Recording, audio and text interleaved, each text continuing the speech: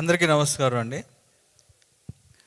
వేదిక మీద ఉన్న రాజమౌళి గారికి, అలానే కొరటాల శివ గారికి, అలానే తమ్ముడు అనిల్కి, అలానే సత్యదేవ్కి, మా మైత్రి రవి గారు, అలానే సుధాకర్ గారు, ఇంకా మిగతా అందరికీ ఈ ఫిల్మ్లో యాక్ట్ చేసిన ఆర్టిస్టులందరికీ నమస్తే. నాకు ఇక్కడ ఈ వేదిక మీద అత్యంత ఆప్తులు ఉన్నారు.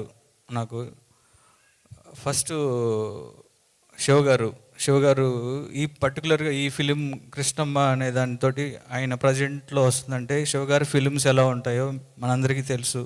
చాలా పద్ధతిగా, చాలా కంటెంట్తో ఉంటాయి. కృష్ణమ్మ కూడా ఒక మంచి కంటెంట్ తోటి, ఒక రియలిస్టిక్ అప్రోచ్ తోటి వస్తుంది ఈ సినిమా. శివ గారు గోపాల్, నాకు నేను క్రాక్ చేసేటప్పటి నుంచి గోపాల్ తెలుసు నాకు. ఈ కథ ఒక మంచి ఇంటెన్స్ తోటి ఒక విజయవాడ బ్యాక్డ్రాప్లో చేస్తున్నాడు, ఒక కథ చేసుకుంటున్నాడు అన్నప్పుడు కరెక్ట్గా అది శివగారి దగ్గరికి, అలానే కృష్ణ గారి చేతిలోకి రావటం వెరీ హ్యాపీ. ఎందుకంటే కృష్ణ ఒకసారి అండి, ఇందాక అడిగారు మాకు అత్యంత ఆప్తులు అని. డైరెక్టర్లలో చెప్పాను, ఈయన నాకు చాలా అత్యంత ఆప్తుడు కృష్ణ గారు. నేను బిల్లాకి అసోసియేట్గా వర్క్ చేశాను ప్రభాస్ గారి సినిమాకి. ఆ సినిమాకి కృష్ణ గారు వచ్చి ఎగ్జిక్యూటివ్ ప్రొడ్యూసరు. 90 days మేము మలేషియాలో షూటింగ్ చేస్తే నా రూమ్మేట్ ఈయన. అంటే ఈయన ఎప్పుడు నిద్రపోయేవాడో తెలిసేది కాదు నాకు అసలు. 90 రోజులు నాన్ స్టాప్గా ఒక షూటింగ్ చేయటం అంటే గ్యాప్ లేకుండా. కృష్ణ గారు ఆ రోజే సినిమా అంటే చాలా ప్యాషన్తో ఉండేవాడు. ఈయనకి ఇండస్ట్రీలో కృష్ణ గారికి చాలా మంచి మిత్రులు ఉన్నారు.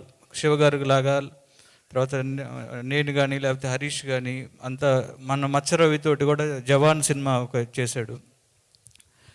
నాకు కూడా ఒక బాధ్యత ఉంది, తప్పకుండా కృష్ణ గారితో నేను ఒక సినిమా చేస్తాను ఫ్యూచర్లో. ఇక ఈ సినిమాకు వస్తే కృష్ణమ్మ, సత్యదేవ్ మనకున్న ఆర్టిస్టుల్లో, మనకు తెలుగు ఇండస్ట్రీ ఆర్టిస్టులో చాలా ఇంటెన్స్ ఉన్న ఆర్టిస్టుల్లో సత్యదేవ్ ఒకరు. చాలా న్యాచురల్గా ఉంటుంది తను పర్ఫార్మెన్స్ కానీ, తన డైలాగ్ డెలివరీ కానీ, వాయిస్ కానీ. ఇందాక కృష్ణమ్మలో క్యారెక్టర్ చూస్తుంటే చాలా ఇంటెన్స్ ఉంది. ఆ సినిమా డెఫినెట్గా ఒక కల్ట్ ఫిలిం లాగా నాకు అనిపించింది. అంటే ఒక రియలిస్టిక్ అప్రోచ్ తోటి అన్ని క్యారెక్టర్స్ కనపడుతూ ఉన్నాయి. ఒక మంచి సినిమా అవ్వాలని నీకు మనస్ఫూర్తిగా కోరుకుంటున్నాను బ్రదర్. అలాగే నాకు సినిమా ఇండస్ట్రీలోకి వచ్చినప్పుడు, రాకముందు కూడా నాకు ఒక వాయిస్ అంటే నాకు చాలా ఇష్టం. వందే మాత్రం శ్రీనివాస్ గారు రాములమ్మ అని ఒక బ్యాక్గ్రౌండ్లో ఒక సాంగ్ పాడినా, లేకపోతే జయమణిధరాలో ఒక వందే మాత్రం గారితో ఒక హమ్మింగ్ వచ్చేది, చాలా హాంటింగ్ ఉండేది. అసలు వందే మాత్రం వాయిస్ వస్తే నేను అలర్ట్ అయిపోయేవాడిని. అలా ఈ మధ్య కాలంలో కాలభైరవ వాయిస్ వింటే, బ్రదర్ నిజంగా చెప్తున్నా, ఇక్కడ రాజమౌళి గారు ఉన్నారని చెప్పట్లేదు, నాకు మీ వాయిస్ చాలా ఇష్టం.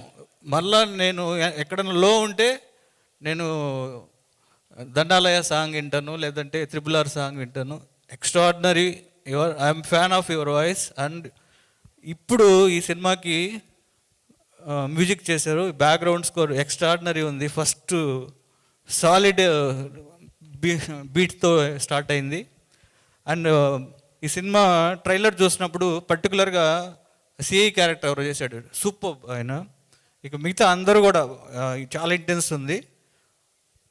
ఈ సినిమా May 10న రిలీజ్ అవుతుంది. సినిమా పెద్ద హిట్ అవ్వాలని మనస్ఫూర్తిగా కోరుకుంటూ థ్యాంక్ యూ గోపి గారు.